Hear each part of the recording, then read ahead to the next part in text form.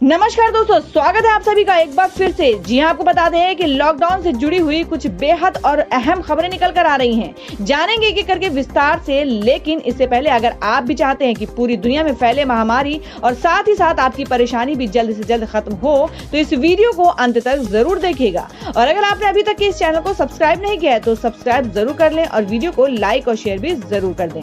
दोस्तों, खबरों का सिलसिला शुरू करने से पहले आपको बता दें कि महामारी का कहर दिन ब दिन बढ़ने के कारण सरकार की तरफ से कुछ कड़े कानून और कुछ रियायतें दी गई हैं, जिन्हें जानना आपके लिए बेहद जरूरी है। इसलिए आपसे अनुरोध है कि खबरों में अंत तक जरूर बने रहिएगा। तो खबरों का सिलसिला शुरू करते हुए बढ़ते हैं पहली बड़ी खबर की ओर।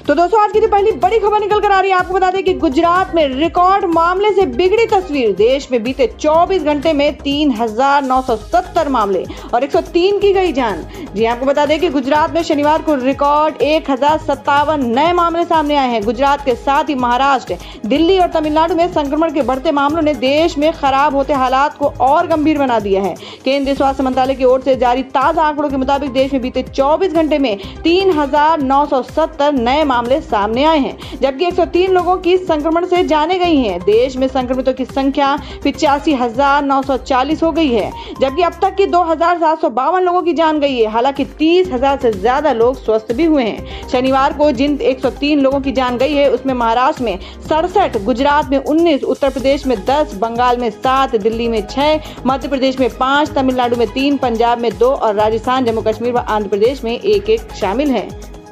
और अब अगली खबर में आपको बता दें कि लॉकडाउन 4 में ग्रीन जोन को पूरी तरह खोला जा सकता है। ऑरेंज और रेड जोन में रहेगी कम पाबंदियां। जहां पर हम बात करें कि कोरोना के प्रसार की गति को कम करने के लक्ष्य के साथ लागू देशव्यापी लॉकडाउन का तीसरा चरण 27 मई को समाप्त हो रहा है और इस बात के स्पष्ट संकेत हैं कि लॉकडाउन इसके बाद भी जारी रहेगा। मंगलवार को राष्ट्र के नाम संबोधन में प्रधानमंत्री नरेंद्र मोदी ने कहा था कि लॉकडाउन अभी पूरी तरह नहीं हटेगा। हालांकि उन्होंने चौथे चरण में ज्यादा छूट का संकेत भी दिया है। आपको बता दें कि लॉकडाउन 4 में ग्रीन जोन को पूरी तरह खोलने का फैसला लिया जा सकता है। अधिकारियों के मुताबिक सोमवार यानी 18 मई से शुरू होने जा रहे चौथे चरण में ग्रीन जोन को पूरी तरह खोलने का फैसला लिया जा सकता है। इस चरण में हॉटस्पॉट तय करने का अधिकार राज्य को मिलने की उम्मीद है। हालांकि शारीरिक दूरी का पालन करना और मास्क लगाने जैसे प्रावधान सभी के लिए अनिवार्य रहेंगे। गाइडलाइन जारी होने से पहले गृह मंत्री अमित शाह ने शुक्रवार को नॉर्थ ब्लॉक स्थित अपने कार्यालय में करीब 5 घंटे मंत्रालय के वरिष्ठ अधिकारियों से चर्चा की है। अधिकारियों का कहना है कि अगले चरण में ऑरेंज जोन में भी बहुत कम पाबंदियां रहेंगी। रेड जोन में भी कंटेनमेंट एरिया में ही सख्ती रखी जाएगी और यहां तक कि रेड जोन में सैलून, नाई की दुकान और चश्मे की दुकानों को भी खोलने की अनुमति मिल सकती है। हालांकि इस संबंध में विस्तृत गाइडलाइंस राज्य सरकारों के सुझावों के आधार पर गृह मंत्रालय जारी करेगा। राज्य सरकारों को शुक्रवार तक अपने सुझाव देने को कहा गया है। और अब अगली खबर निकल कर आ रही है कि रेलवे की बड़ी घोषणा, प्रवासी मजदूरों के लिए किसी भी जिले से श्रमिक एक्सप्रेस चलाने को तैयार। जी हां, आपको बता दें कि केंद्रीय रेल मंत्री पीयूष गोयल प्रवासी मजदूरों को राहत पहुंचाने के लिए बड़ी घोषणा की है। पीयूष गोयल ने कहा कि रेलवे किसी भी जिले से श्रमिक स्पेशल ट्रेन चलाने को तैयार है। इसके लिए जिलाधिकारी को जिले में फंसे प्रवासी मजदूरों की सूची के साथ प्रदेश के नोडल अधिकारी के माध्यम से आवेदन करना होगा। गोयल ने एक ट्वीट के माध्यम से कहा कि रेलवे देश के विभिन्न हिस्सों में फंसे प्रवासी मजदूरों को उनके गंतव्य तक पहुंचाने के लिए किसी भी जिले से श्रमिक स्पेशल ट्रेन चलाने को तैयार हैं। इसके लिए संबंधित जिलों के जिलाधिकारियों को श्रमिकों की सूची और उनके गंतव्य के विवरण के साथ नोडल अधिकारी के माध्यम से आवेदन करना होगा। गोयल ने एक ट्वीट के माध्यम से कहा कि रेलवे देश के विभिन्न हिस्सों में फंसे प्रवासी मजदूरों को उनके गंतव्य तक पहुंचाने के लिए किसी भी जिले से श्रमिक स्पेशल ट्रेन चलाने को तैयार है। इसके लिए संबंधित जिलों के जिलाधिकारी को श्रमिकों की सूची और उनके गंतव्य के विवरण के साथ नोडल अधिकारी के माध्यम से आवेदन करना होगा। रेल मंत्री ने अपने ट्वीट के साथ राज्यों के नोडल अधिकारियों की सूची भी संलग्न की है। और अब बता दें कि 35 लाख पेंशनर्स के लिए अच्छी खबर, पेंशन बांटने के लिए सरकार ने बैंकों को जारी किए नए नियम।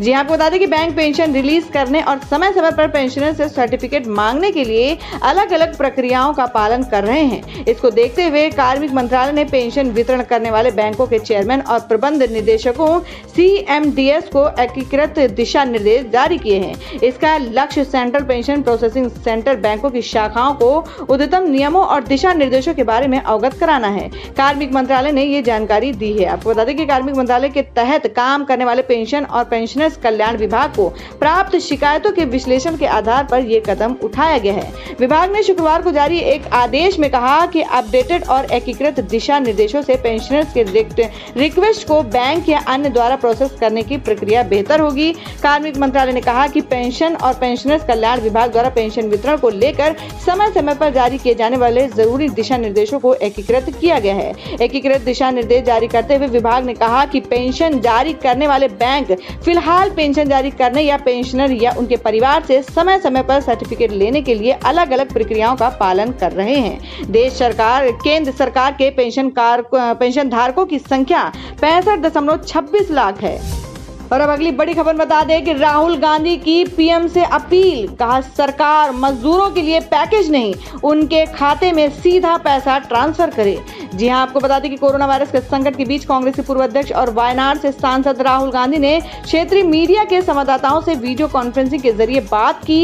इस दौरान उन्होंने प्रधानमंत्री नरेंद्र मोदी से न्याय योजना को लागू करने की मांग की है। राहुल गांधी ने कहा कि सरकार मजदूरों को पैकेज नहीं, उनके खाते में सीधा पैसा ट्रांसफर करे। क्षेत्रीय मीडिया के पत्रकारों के साथ बातचीत करते हुए उन्होंने कहा कि वह समाज के गरीब और कमजोर वर्गों के खातों में पैसा डालकर मांग पैदा करने के लिए सरकार पर दबाव बनाने की कोशिश कर रहे हैं। कांग्रेस नेता ने जोर देकर कहा कि अगर मांग उत्पन्न नहीं हुई तो देश को आर्थिक रूप से कोरोना वायरस से बड़ा नुकसान होगा। राहुल गांधी ने कहा कि पूरे देश इस समय एक मुश्किल दौर से गुजर रहा है, लोगों को आज पैसे की जरूरत है। ऐसे में सरकार को साहूकार के जैसा काम नहीं करना चाहिए। उन्होंने कहा कि सरकार को लगता है कि अगर हमारा राजकोषीय घाटा बढ़ जाएगा तो विदेश की जो एजेंसियां हैं वे हमारी रेटिंग कम कर देंगी, लेकिन मैं कहना चाहता हूं कि हिंदुस्तान की जो रेटिंग है वो हिंदुस्तान के लोगों से है, इसलिए सरकार को विदेश के बारे में सोचकर काम नहीं करना चाहिए।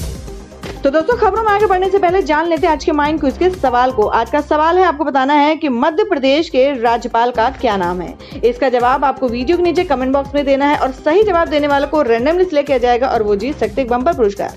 बढ़ते अगली बड़ी खबर की ओर। और अब अगली बड़ी खबर बता दें कि अखिलेश यादव की 10,000 बस चलाने की मांग, कांग्रेस ने दिया बसों के संचालन का प्रस्ताव।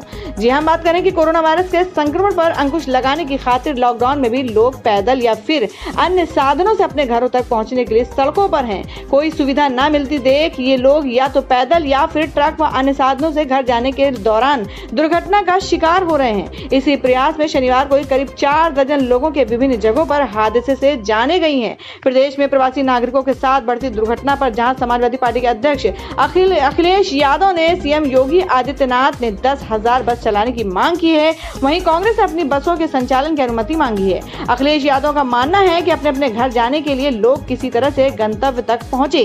कांग्रेस की राष्ट्रीय महासचिव प्रियंका गांधी ने सीएम योगी आदित्यनाथ को पत्र लिखा है। आपको बता दें, अखिलेश यादव ने कहा कि पैदल घर पहुंचने के लिए वाहनों में विवश होकर चलने पर मजबूर व हादसे में अपनी जान गंवा रहे प्रवासी मजदूरों को बड़े सम्मान और सुरक्षा के साथ घर पहुंचने के लिए प्रदेश सरकार को तत्काल ही 10,000 सरकारी बसों को चलाना चाहिए, जिससे कि लोग कम समय में ही अपने घर पहुंच सके। उन्होंने कहा कि क्या गरीब का कोई हक नहीं होता, वह भी सरकार के खर्चे पर अपने घर पहुंचने के हकदार हैं। कांग्रेस के राष्ट्रीय महासचिव तथा उत्तर प्रदेश के प्रभारी प्रियंका गांधी वाड्रा ने सीएम योगी आदित्यनाथ को पत्र लिखकर कांग्रेस की तरफ से प्रदेश में 1,000 बस चलाने में सहयोग मांगा है। प्रियंका गांधी ने कहा कि प्रदेश सरकार अपनी घोषणा के अनुरूप बसों के संचालन में सफल नहीं रही, लोग पैदल चलने को मजबूर हैं, जिससे सड़क दुर्घटना भी बढ़ रही है। तो दोस्तों, आप लोगों को क्या लगता है कि मजदूरों के लिए बसें चलाने की अनुमति सरकार को देना चाहिए, जिससे कि वो सब अपने अपने घर पहुंच सके? आप अपना सुझाव कमेंट बॉक्स में जरूर दें। बढ़ते हैं अगली खबर की ओर। और अब अगली खबर बता दें कि मुख्यमंत्री योगी आदित्यनाथ ने कहा, श्रमिकों को पैदल चलने से रोकने के लिए हर थाना क्षेत्र में बनाए टीम। जी हां, आपको बता दें कि प्रवासी श्रमिकों के साथ लगातार हो रही सड़क दुर्घटनाओं पर मुख्यमंत्री योगी आदित्यनाथ ने चिंता जताई है। उन्होंने सभी जिलाधिकारियों और वरिष्ठ पुलिस अधीक्षकों को यह सुनिश्चित करने का निर्देश दिया है कि कोई भी प्रवासी कामगार पैदल या बाइक से यात्रा न करने पाए। प्रवासी श्रमिकों को पैदल चलने या बाइक से यात्रा करने से रोकने के लिए उन्होंने हर थाना थाना क्षेत्र में एक टीम गठित करने का निर्देश दिया है। मुख्यमंत्री योगी आदित्यनाथ ने ट्रक व अन्य सुरक्षित वाहनों से सवारी ढोने वालों के खिलाफ भी सख्त कार्रवाई का निर्देश दिया है। शुक्रवार को शासन ने वरिष्ठ अधिकारियों के साथ लॉकडाउन की समीक्षा करते हुए मुख्यमंत्री योगी आदित्यनाथ ने निर्देश दिया कि सीमा में प्रवेश करते ही प्रवासी श्रमिकों को सबसे पहले पेयजल व भोजन उपलब्ध कराया जाए। प्रवासी श्रमिकों को सभी सुविधाएं उपलब्ध कराना जिला प्रशासन की जिम्मेदारी होगी और इसमें किसी तरह की लापरवाही बर्दाश्त नहीं होगी। सीएम योगी ने कहा कि संबंधित राज्यों के पुलिस महानिदेशक से ये अनुरोध किया जाए कि प्रवासी श्रमिकों को ट्रक से नहीं बल्कि बस या रेल जैसे सुरक्षित साधनों से भेजा जाए और ये भी कहा कि विभिन्न राज्यों से ट्रेन से आ रहे प्रवासी श्रमिकों को घर भेजने के लिए परिवहन निगम की बसें उपलब्ध न होने पर निजी व स्कूल बसों का भी इस्तेमाल किया जाए। बड़ी संख्या में प्रवासी कामगारों की आमद के मद्देनजर मुख्यमंत्री योगी आदित्यनाथ ने आश्रय स्थलों और कम्युनिटी किचन की व्यवस्था दुरुस्त रखने पर जोर दिया है। सख्त निर्देश दिया कि क्वारंटाइन सेंटर में किसी भी दशा में मांस या मादक द्रव्यों का इस्तेमाल न हो। और अब बता दें कि राजस्थान से यूपी जाने वाले प्रवासी मजदूरों के लिए प्रियंका गांधी ने किया 500 बसों का इंतजाम। जी आपको बता दें कि देशव्यापी लॉकडाउन के बीच प्रवासी मजदूरों के लिए चलाई जा रही श्रमिक स्पेशल ट्रेनों के बावजूद भी कई लोग हैं जो पैदल ही अपने घरों की ओर जा रहे हैं। राजस्थान में भी यूपी के रहने वाले कई मजदूर हैं जिनकी देशबंदी के चलते नौकरी चली गई और वह पैदल ही घर को लौट रहे हैं। इन प्रवासी मजदूरों की मदद के लिए अब कांग्रेस महासचिव प्रियंका गांधी वाड्रा अपने आगे आई हैं। सूत्रों से मिली जानकारी के मुताबिक कांग्रेस महासचिव प्रियंका गांधी ने राजस्थान से प्रवासी मजदूरों को उत्तर प्रदेश में उनके घर पहुंचने के लिए 500 बसों की व्यवस्था की है। गौरतलब है कि मजदूरों के पलायन को लेकर कांग्रेस ने कई बार केंद्र और भारतीय जनता पार्टी शासित राज्यों को आड़े हाथ लिया है। शनिवार सुबह उत्तर प्रदेश के औरैया में हुए सड़क हादसे के बाद से योगी सरकार पर कांग्रेस ने कई हमले किए। इसी बीच राहुल गांधी ने भी दिल्ली में पैदल जा रहे मजदूरों से रास्ते में रुककर बात की, उन्हें घर पहुंचने के लिए गाड़ी की व्यवस्था की। इसी बीच कांग्रेस के सूत्रों से पता चला कि प्रियंका गांधी वाड्रा ने भी मजदूरों के लिए बसों का इंतजाम किया है। तो दोस्तों, खबरों में आगे बढ़ने से पहले एक बार फिर से आपको याद दिला दें कि अगर आपने अभी तक हमारी वीडियो को लाइक नहीं किया तो जल्दी से वीडियो को लाइक कर दें, क्योंकि आपका एक लाइक हमारे लिए बहुत ही महत्वपूर्ण होता है। और अगर आप हमारे चैनल पर नए हैं तो चैनल को जरूर सब्सक्राइब कर लें और बेल के बटन को भी जरूर हिट कर दें। और हमारी पूरी न्यूज को जानने के लिए वीडियो को लास्ट तक जरूर देखें। बढ़ते हैं अगली खबर की ओर। और अब अगली बड़ी खबर में आपको बता दें कि छत्तीसगढ़ के सीएम भूपेश बघेल ने कहा कि 3 दिन से निर्मला जी का धारावाहिक चल रहा है, पल्ले किसी के नहीं पड़ रहा।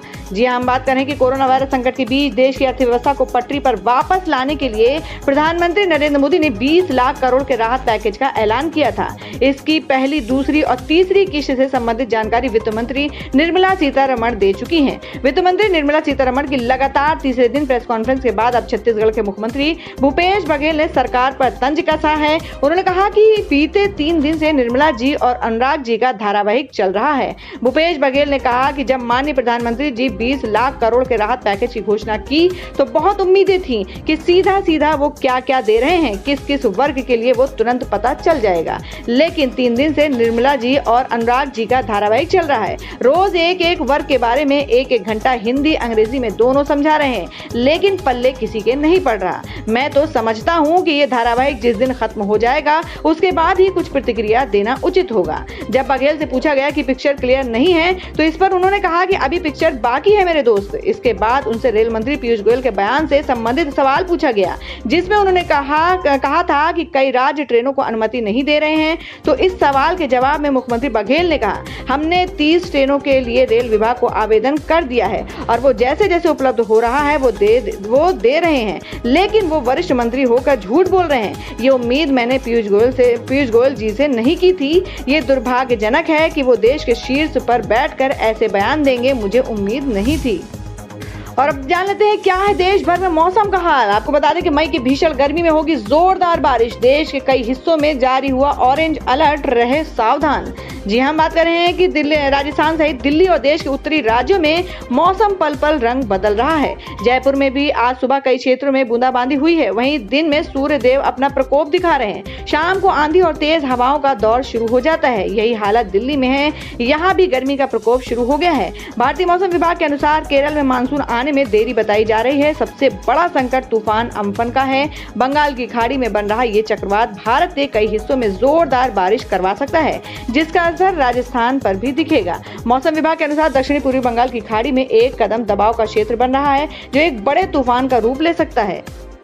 तो दोस्तों ये थी अब तक की सभी बड़ी खबरों की अपडेट से टुडे ब्रेकिंग न्यूज और लेटेस्ट खबरों को देखने के लिए हमारे चैनल ऑसम ज्ञान हिंदी न्यूज चैनल से जुड़े रहिए और हमारे वीडियो को लाइक शेयर जरूर कर दें अपने दोस्तों और रिलेटिव्स के साथ। तो दोस्तों फिर मिलेंगे काम की खबरों और सरकारी योजनाओं की एक और नई वीडियो के साथ। तब तक के लिए धन्यवाद दोस्तों।